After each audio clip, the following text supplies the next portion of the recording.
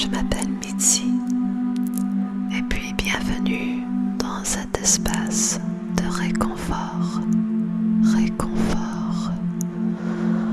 Pendant ces moments de confinement, je sais qu'on peut se sentir extrêmement seul. La solitude est très dure à vivre, spécialement quand ça dure aussi longtemps.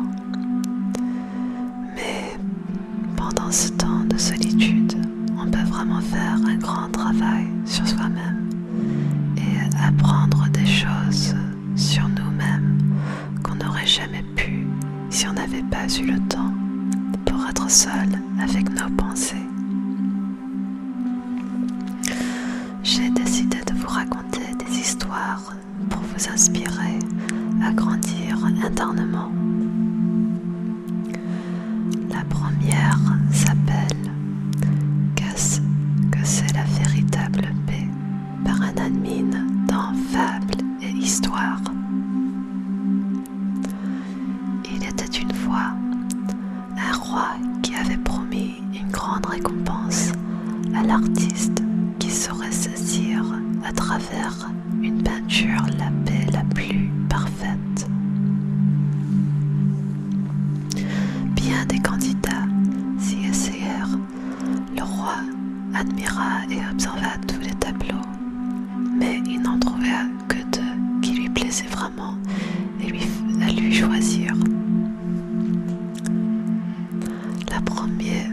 Le premier représentait un lac très calme, comme un parfait miroir, où se reflétaient les montagnes environnantes. Sur ces montagnes, on voyait un ciel très bleu, avec des nuages blancs. Tous ceux qui voyaient ce tableau estimaient que vraiment, il reflétait la paix parfaite. Le deuxième tableau, lui aussi, représentait des montagnes, mais on les voyait chaotiques et déchirées. Au-dessus d'elles, un ciel en colère donnait naissance à une violente averse avec tonnerre et éclairs. On apercevait en bas de la montagne un torrent d'eau jaillissante qui grondait. Rien de paisible dans tout cela. Mais quand le roi eut observé soigneusement le tableau, il vit derrière la cascade un arbuste délicat qui poussait au creux d'un rocher. Dans cet arbre, il y avait un nid. Là, dans le grondement de la violente chute d'eau, un petit oiseau était installé au milieu de son nid. La paix parfaite. Le roi choisit le deuxième tableau et il explique à ses sujets la raison de son choix. La paix ne signifie pas qu'on se trouve dans un endroit dénué de bruit, de problèmes, de dur travail et de douleur. La paix signifie que malgré tout cela, nous restions calmes dans nos cœurs. Tel est, je pense, le vrai sens de la paix. Quand nous trouverons la paix en nous-mêmes, nous aurons l'équilibre dans nos vies.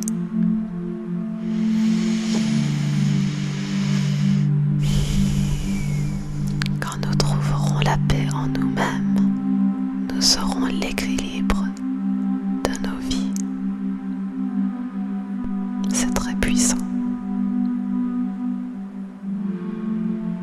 Prenez un moment pour vraiment enregistrer ces mots dans votre cœur. Quand nous trouverons la paix en nous-mêmes, nous aurons l'équilibre dans nos vies.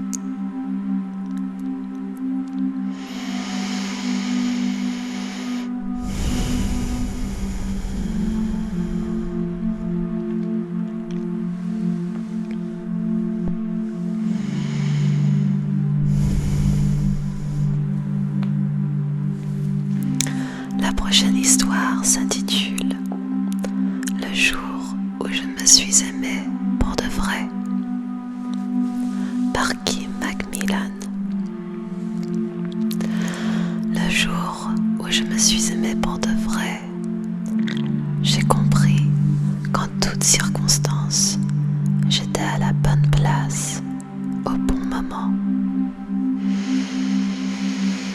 Et alors, j'ai pu me relaxer.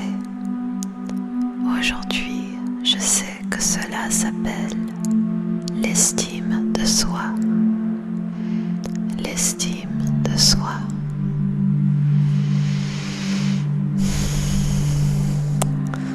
Le jour où je me suis aimée pour de vrai, j'ai pu percevoir que mon anxiété et que ma souffrance émotionnelle n'était rien d'autre qu'un signal lorsque je vais à l'encontre de mes convictions. Aujourd'hui, je sais que cela s'appelle l'authenticité. L'authenticité. Le jour où je me suis aimée pour de vrai, j'ai commencé à percevoir l'abus dans le fait de forcer une situation ou une personne dans le seul but d'obtenir ce que je veux, sachant très bien que ni la personne ni moi-même ne sont prêts et que ce n'est pas le moment. Aujourd'hui, je sais que cela s'appelle le respect.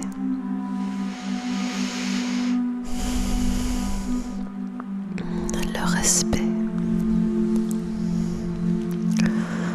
Le jour où je me suis aimée pour de vrai, j'ai commencé à me libérer de tout ce qui n'était pas salutaire, personne, situation, tout ce qui baissait mon énergie. Au début, ma raison appelait cela de l'égoïsme. Aujourd'hui, je sais que cela s'appelle l'amour propre. L'amour propre. Le jour où je me suis aimée pour de vrai, j'ai cessé d'avoir peur du temps libre et j'ai arrêté de faire de grands plans. J'ai abandonné les méga projets du futur.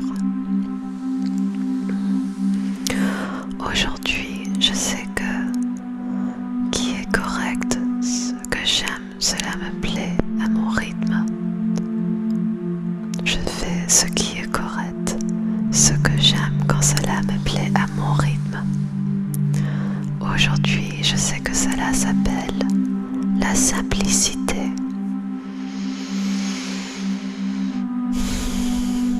La simplicité. Le jour où je me suis aimée pour de vrai, j'ai cessé de chercher à avoir toujours raison. Et je me suis rendu compte de toutes les fois où je me suis trompée. Aujourd'hui, j'ai découvert l'humilité. L'humilité.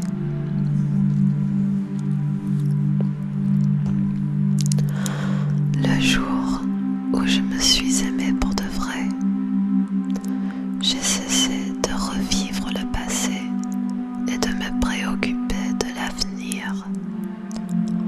Aujourd'hui, je vis au présent, là où toute la vie se passe. Aujourd'hui, je vis une seule journée à la fois. Et cela s'appelle la plénitude.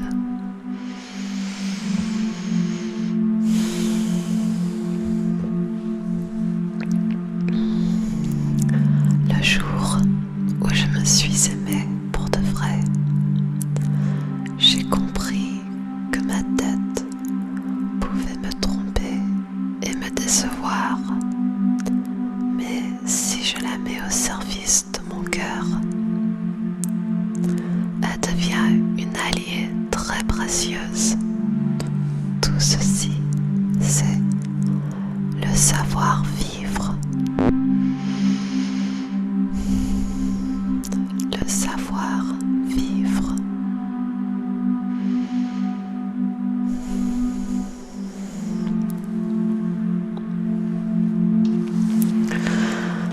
La prochaine s'intitule Le roi et son jardin. Ne jamais se comparer par C.J. Koch. Il y avait un jour un roi qui avait planté près de son château toutes sortes d'arbres, de plantes, et son jardin était d'une grande beauté. Chaque jour, il s'y promenait. C'était pour lui une joie et une détente. Un jour, il dut partir en voyage. À son retour, il s'empressa d'aller marcher dans le jardin. Il fut surpris en constatant que les plantes et les arbres étaient en train de se dessécher. Il s'adressa au pin, autrefois majestueux et plein de vie, et lui demanda ce qui s'était passé. Le pin lui répondit: « J'ai regardé le pommier et je me suis dit que jamais je ne produirai les bons fruits qu'il porte. Je me suis découragée et j'ai commencé à sécher. » Le roi alla trouver le pommier, lui aussi se desséchait.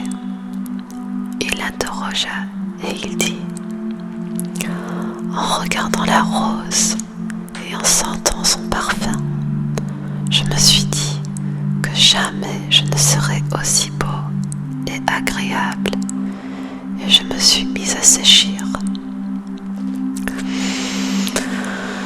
Comme la rose elle-même était en train de dépérir, il alla lui parler et elle lui dit: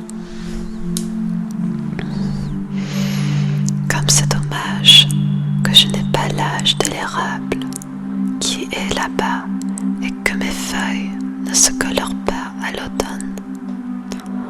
Dans ces conditions, à quoi bon vivre et faire des fleurs? Je me suis donc mise à dessécher. »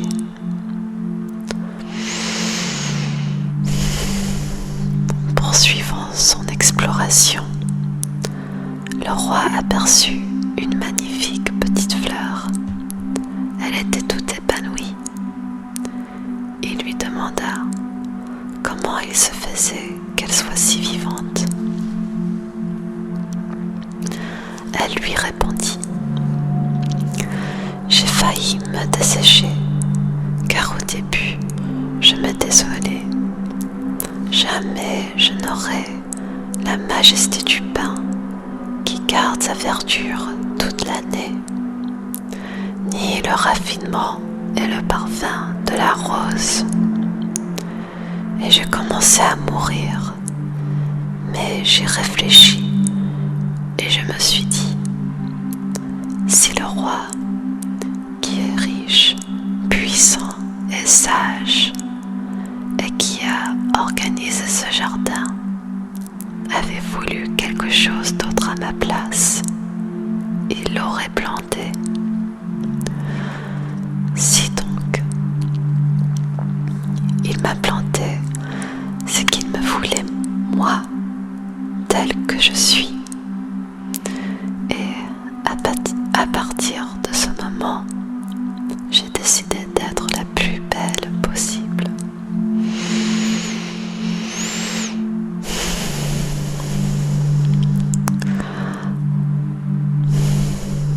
Parfois, nous nous désolons lorsque nous nous comparons aux autres ou à l'idéal trop élevé que nous avons de nous-mêmes. Et pourtant, que risquons-nous à être enfin nous-mêmes? Et maintenant, pour la dernière histoire, elle s'intitule Notre peur la plus profonde par Marianne Williamson.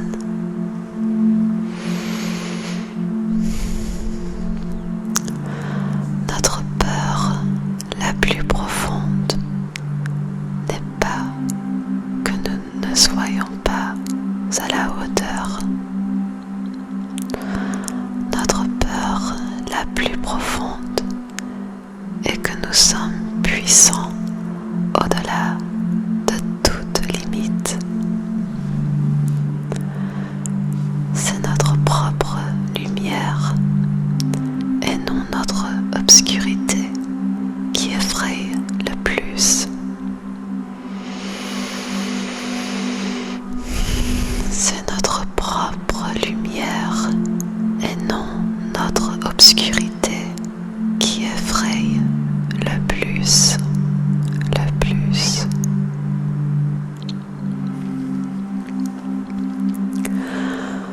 Nous posons la question: qui suis-je, moi, pour être brillant, radieux, talentueux et merveilleux? En fait, qui êtes-vous pour ne pas l'être? Qui êtes-vous pour ne pas l'être? Vous êtes un enfant de Dieu. Vous restreindre, vivre petit, ne rend pas service au monde. L'illumination n'est pas de vous rétrécir pour éviter d'insécuriser les autres.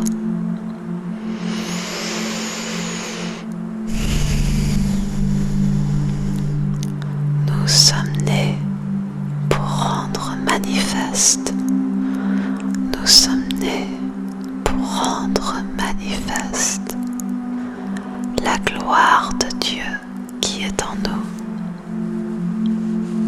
La gloire de Dieu qui est en nous. Elle ne se trouve pas seulement chez quelques élus. Elle est dans chacun de nous. Et au fur et à mesure de nous laissons, au fur et à mesure que nous nous laissons briller notre propre lumière, nous donnons inconsciemment aux autres la permission de faire de même. La permission de faire de même.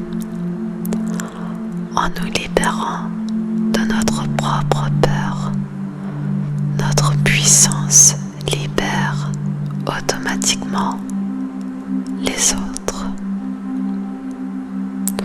En nous libérant de notre propre peur, notre puissance libère automatiquement les autres.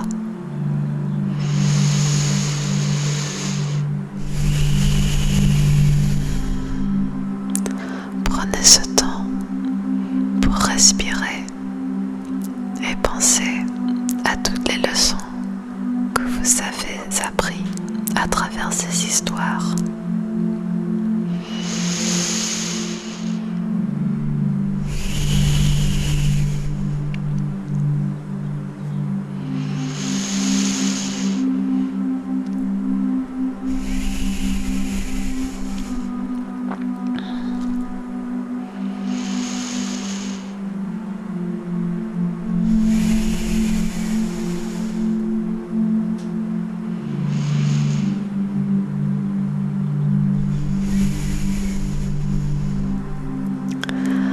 J'espère que ces histoires vous ont inspiré